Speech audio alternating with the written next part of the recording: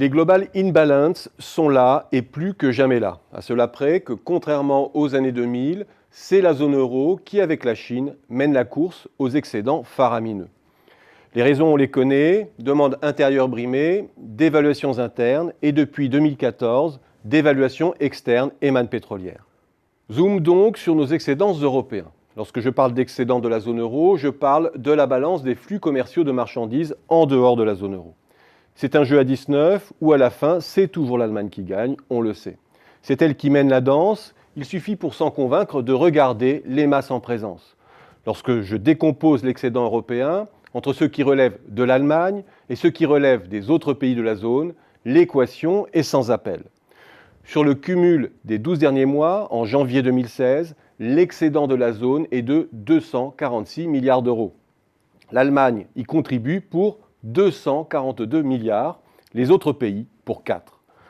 Ce n'est pas glorieux, mais ce fut pire, car le reste de la zone a été continuellement en déficit de 2005 à 2015, avec un point de paroxysme à moins 186 milliards en novembre 2008. Et si je regarde l'écart entre les soldes de ces deux blocs, il s'est grosso modo stabilisé depuis la crise. Dans la grande offensive mercantiliste européenne, l'Allemagne est donc en proue. Regardons malgré tout comment se décompose plus précisément l'excédent de la zone. Car il serait abusif de dire que l'Allemagne fait l'excédent à elle seule. L'Italie y contribue pour 49 milliards et la France pour 29.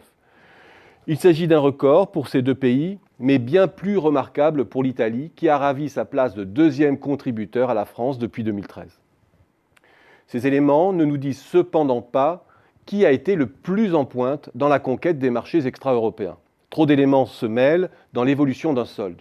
La faiblesse de la demande interne, le degré de dépendance énergétique par exemple. C'est pourquoi il est plus pertinent de regarder maintenant la part de chacun dans les exportations de la zone à destination du reste du monde, qui élimine, rappelons-le, les échanges intra-européens.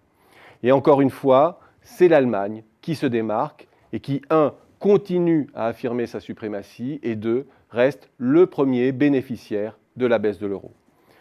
Regardons maintenant comment se joue la partie en seconde division entre la France, l'Italie et l'Espagne.